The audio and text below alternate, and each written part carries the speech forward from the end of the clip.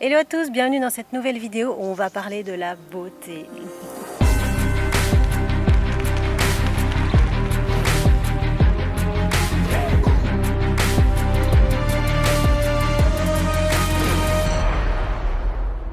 Alors j'ai ici avec moi Florence Ansart.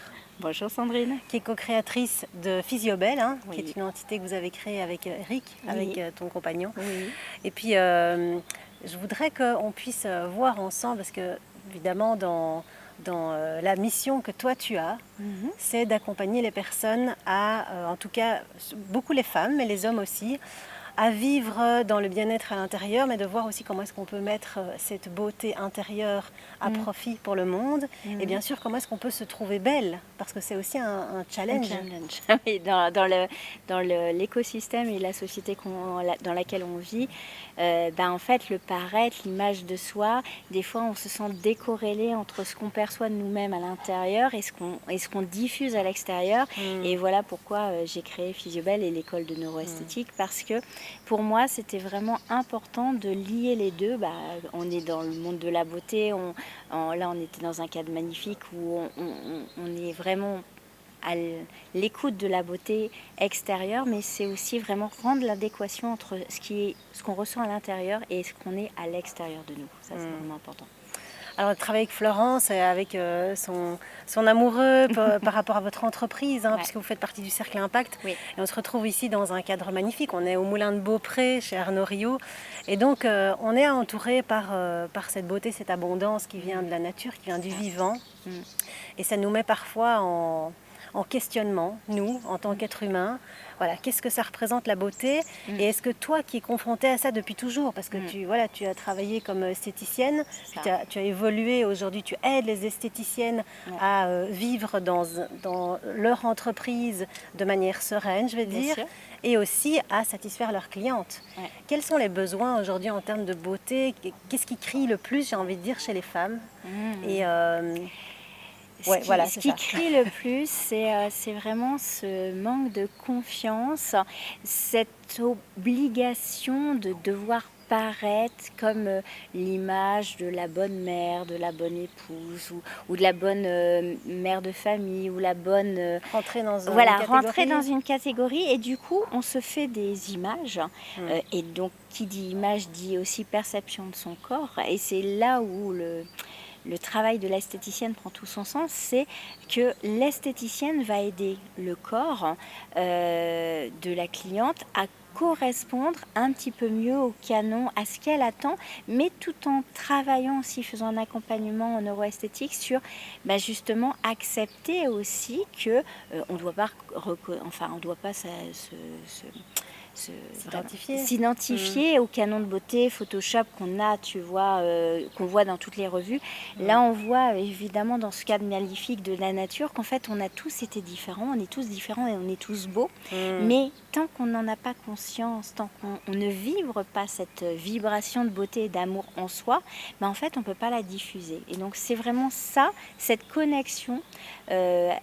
Alors, je parle souvent de la femme, mais c'est valable aussi pour l'homme, bien évidemment. Mais cette vibration, c'est la reprendre en conscience. Et si on ne l'a pas, aller la chercher avec des outils qui va nous permettre de la faire éclore au monde, en fait, parce qu'on l'a tous à l'intérieur de soi. Donc, pour les esthéticiennes, c'est un gros travail. En tout cas, c'est une responsabilité de recevoir ces femmes qui sont en attente d'une amélioration, peut-être, ou d'éviter une dégradation de l'âge, et de voir aussi... J'imagine comment on travaille au niveau psychologique. Comment est-ce que les esthéticiennes aujourd'hui s'en sortent aujourd'hui entre toutes les techniques à apprendre, leur entreprise à gérer. Et puis il y a ce besoin d'être à l'écoute. Aujourd'hui, il existe des formations, vous en créez aussi. Comment ça se passe pour cet aspect-là? Très compliqué, le métier de l'esthéticienne est en train d'évoluer, c'est-à-dire qu'en fait, à l'heure actuelle, on prenait en charge justement, comme tu l'as dit, par des techniques, le côté vraiment physique, mais la cliente, elle est dans un cadre, dans une intimité à laquelle elle se livre. Et l'esthéticienne, jusqu'à présent, n'avait pas cette écoute ou ce bagage éducationnel dans les études d'esthétique, d'accompagner au niveau du mental sa cliente clientes. C'est en fait pour ça que j'ai créé la neuroesthétique, c'est pour leur apprendre justement à suivre leurs clientes sur la gestion émotionnelle, sur justement les freins, les blocages que la cliente ressent. Et elles étaient plutôt dans le conseil, dans l'écoute, mais l'écoute passive. Et là, l'idée, c'est de les faire passer à l'écoute active et donner des clés, des mises en mouvement pour que leurs clientes puissent vraiment reconnecter le physique avec le mental. En fait. C'est vraiment ça. Donc c'est ça, c'est vraiment une belle mission de travailler sur, comme tu dis, il y a la beauté intérieure, mais il y a aussi l'âme, comment l'âme se sent dans cette beauté. Waouh, c'est une belle mission. Oui. Merci. Et d'ailleurs, c'est pour ça qu'on a aussi parcouru ce chemin avec vous pour travailler aussi l'intérieur, le développement personnel. Et c'est vraiment quelque chose qu'on apprend de nous et qu'on apprend aux autres aussi, qu'on diffuse. Donc c'est interlié, quoi. Oui, puis c'est ça, et puis tu es entrepreneuse, donc tu sais aussi, et comme les clientes que tu accompagnes sont aussi des entrepreneuses, et il y a toujours cet aspect d'équilibre entre le côté stratégie, le côté comment on s'occupe bien de son entreprise, de sa boîte, et à la fois de prendre soin de soi. Donc on a besoin aussi, en tant qu'entrepreneuse, de mettre de la beauté autour de soi. Comment est-ce que toi, tu t'y prends pour mettre la beauté autour de toi ou en toi? C'est quoi tes trucs? Alors, mes trucs, bon, alors ils sont tout simples. Moi, c'est me reconnecter à la nature. Donc, le matin, je vais marcher dans les bois. Donc, j'ai de la chance, j'ai un bois à côté de chez moi. Et je mets maintenant une méditation. Je m'impose une méditation par jour pour me reconnecter, vraiment me rentrer dans mon temple intérieur, comme tu as dit tout à l'heure. Ensuite, c'est des séminaires comme ce qu'on a fait là. Je m'offre avec mon chéri, voilà, des retraites avec des personnes très inspirantes qui vont justement me reconnecter et me faire travailler sur aussi mon développement personnel à moi. C'est s'autoriser aussi à prendre ce temps pour soi. Parce que souvent les esthéticiennes, enfin en tout cas je parle de ma communauté, elles sont dans le don de soi, mais des fois on s'oublie. Et ça, c'est vraiment important de prendre du temps en tant qu'entrepreneur, de se faire des bulles où on va prendre des moments pour soi, alors de travail, mais aussi de relaxation, de repos, des soins aussi. On s'offre rarement de cadeaux. Est-ce qu'on s'offre suffisamment de massages, etc.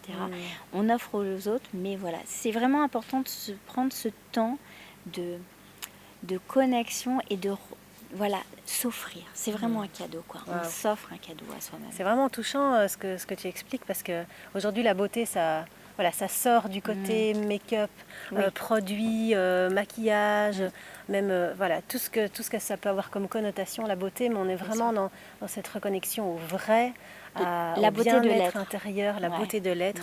Donc merci beaucoup pour ce partage. Je t'en prie, merci à toi de me l'avoir demandé. Un grand plaisir, merci à toi. Et puis on va vous mettre ici comment retrouver Physiobelle et puis tous les enseignements de Florence et Eric. Et puis on se retrouve dans une prochaine vidéo. D'ici là, prenez bien soin de vous et de votre beauté intérieure et extérieure. À bientôt. Ciao, ciao.